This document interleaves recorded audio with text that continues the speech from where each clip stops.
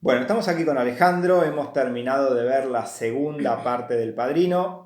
En principio es una película más larga que la primera dura 2 horas 40, esta 3 horas 10, mucho más compleja de entender que la primera. Mientras yo la veía pensando que la está mirando obviamente un chico de 11 años, pensaba bueno, que es muchísimo más compleja por la cantidad de personajes que tienes, por estas historias de traiciones, de alianzas, de quién está detrás del atentado. Es súper complicado acordarse los nombres de los personajes, más que la película está dividida en dos líneas, en el presente y en el pasado, y esos personajes del pasado se repiten, sobre todo con respecto a personajes que hay en la primera película, con lo cual necesitábamos como, ¿no? Necesitaba como explicarte, pararla y explicarte bastante cómo estaban, qué personaje era qué personaje en la primera película y bueno, y esas distintas alianzas, ¿no?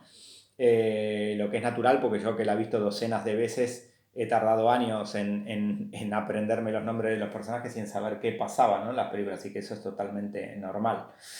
Pero bueno, hasta el intermezzo, un poco lo que me comentabas cuando hicimos la pausa era que te estaba resultando una película mucho más lenta, ¿no?, que tú esperabas más acción, ¿no? En ese sentido te gustó mucho más la primera, ¿no? Mucho más de acción y tal. Pero bueno, ¿cuál fue tu impresión de la película, Ale? Bueno, de lo que vos decías de la primera parte, pues que sí me pareció más, sí, floja que, que la primera película y bueno, sí, hasta ahí me gustaba más la primera película y eso me pareció más lenta. Y cuando empezamos a ver la segunda parte, ahí ya me empezó como a gustar más. Obviamente es una peli más compleja que la primera, porque acá no es tanto de tiros como la primera, sino más que están hablando como más de negocios y tal. Más la historia de la familia también, toda la Sí, explicación de lo que pasó y tal. sí. Una cosa que bueno, yo creo que dentro de las escenas que te sorprendieron, por ejemplo, al principio cuando Vito Corleone es pequeño y está en Sicilia, cuando le matan a la madre, ¿no? Por Sí. ejemplo, a esa parte no te lo esperabas, ¿no? Ahí, y que se tenga que escapar. Y también viéndola contigo me sorprendió tu comentario cuando el senador que le da el cheque y tal lo amenaza, ¿no? Cuando le tiene que entregar, va a hablar con él después es la comunión de su hijo, y el senador le dice que no le va a dar la licencia a los hoteles, que odia, bueno, no se la va a dar, que le tiene que pagar $250.000 y que odia a los italianos que vienen con el gel en el pelo y Sí. bla, bla, bla, Luego y le dice, insulta a la odio, familia. sí, Y ahí, en ese momento, dijiste, no, le insultó a la familia, ya está muerta sí, ahí. Ya te lo veías venir ahí, ¿no? A Al Pacino. sí. Pero si me lo venía a venir de le insultó a él y a la familia y yo decía, ya es hombre muerto, no sé qué. Y bueno, pero Al bueno, Pacino. Al Pacino sí, se lo toma con mucha calma y bueno, la verdad que eso me sorprendió bastante Y porque que vos fijate salga. que todo el tiempo Al Pacino, o Michael, el personaje de Michael Corleone, justamente es mucho más frío de lo que era su hermano Sonny, ¿no? Que era más calentón, más peleador y tal. Que de hecho es muy gracioso cuando son pequeños y van a Sicilia, que Sonny ya se está peleando con la gente ahí de pequeño, ¿no? Y uno le dice, Sonny, siempre estás peleando tú, no sé qué. Eh, ¿Y qué otra parte te llamó así la atención de la película? Bueno, esto del senador, cuando va a insultarle a la familia, Mm. bueno, luego me sorprendía y una parte que el senador se acuesta con una chica. Ujú. Entonces luego el senador se desmaya, se despierta y encuentra a la chica muerta. ¿Y qué pasa? Que antes de que el senador se desmayara, jugaba con la chica, hicieron un juego y como que la ató. Entonces luego se duerme, se despierta la ave muerta y viene el abogado de la familia Corleone. Sí, Tom Hagen. Sí. Y como le dice, está todo bien, tranquilo, solamente tienes que decir que estabas en la casa de Michael Corleone y no pasa nada. Sí. Claro, ahí le tienden una trampa, ¿no?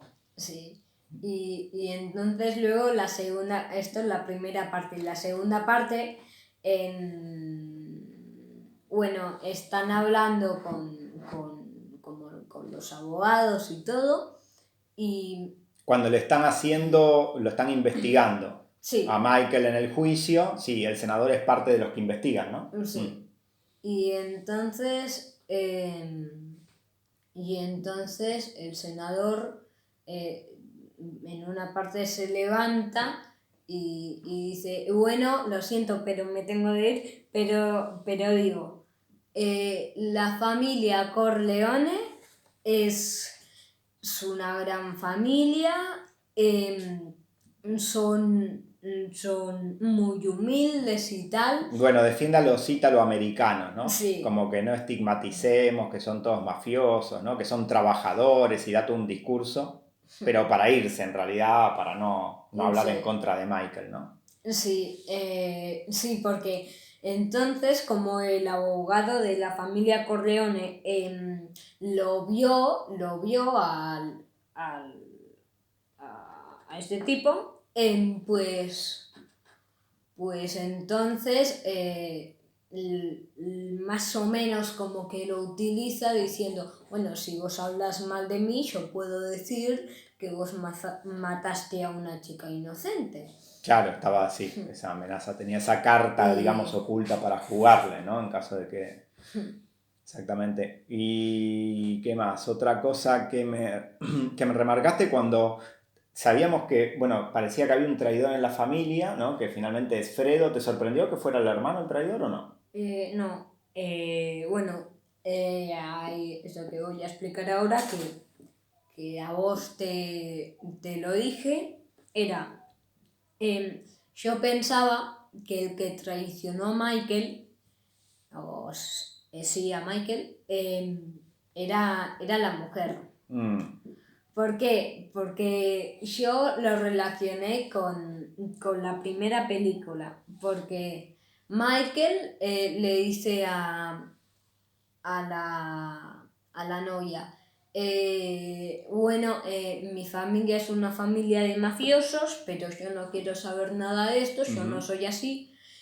Y luego se da cuenta que le mintió, que al final se transformó, no que le mintió, porque Sí. Se fue transformando en un mafioso. Sí, en ese momento no le mentía al principio, pero luego se transformó en un mafioso. Y entonces yo pensé que le traicionó porque decía, bueno, por ejemplo, una cosa que se me ocurrió es, bueno, mis hijos son, por ejemplo, hijos de un capo mafioso y tal. Y yo creo que como estaba un poco harta, le traicionó, pero al final me sorprendió que fuera el hermano el que lo traicionó. ¿Te sorprendiste que lo matara al hermano o no? Ya te lo veías venir. ¿Cómo? Y bueno, lo manda a matar al hermano. Sí. ¿Te sorprendió eso o no? No. No, vos ya sabías que le iba a matar al hermano, ¿no? Sí. Yo digo, por mucho que sea el hermano, traicionaste a Michael Corleone, vas a pagar. Por mucho que sea su hermano, vas a morir. Muy bien. Más que le había dicho al guardaespaldas, ¿no? Que no le pase nada a mi hermano mientras mi mamá esté viva, ¿no? Y ya cuando se vino el funeral de la madre, dijimos ahí y tal. Muy bien. Bueno, nada, Alejandro, ¿querés agregar algo más? No, yo creo que está bien lo que me sorprendió. Vale, y tenemos que ver la tercera en algún momento. Sí. vamos a ver los personajes mucho más grandes, porque creo que hay como 15 años, me parece, entre la segunda o más, o casi 20 años. No, creo que 15 o 20, 15 años. Sí, bueno, es más, perdón. Lo que me sorprendió también es cuando hacen un flashback, Robert De Niro hace de Vito Corleone de joven. Sí. Entonces conoce a muchos que aparecen en la primera película y bueno, esa parte la verdad es que me gustó mucho que Robert De Niro interpretara ese personaje. Impresionante, el papel de Robert De Niro, tremendo. Sí, es un capo Robert De Niro. Y además... Ya lo conocías, ¿no? Del sí, papel de Al Capone en Los Intocables, lo conocías de Ronin. De Ronin, lo conocías de Goodfellas, que aquí en Argentina se llamó Buenos Muchachos, y aquí uno de los nuestros, también lo conocías de ahí. Que es el que siempre me dices, hace siempre de mafioso. Sí. Bueno. Es que le queda súper bien hacer de mafioso siempre. Le queda bien, sí, le queda muy bien. Sí. Pues bueno, nada, entonces Alejandro,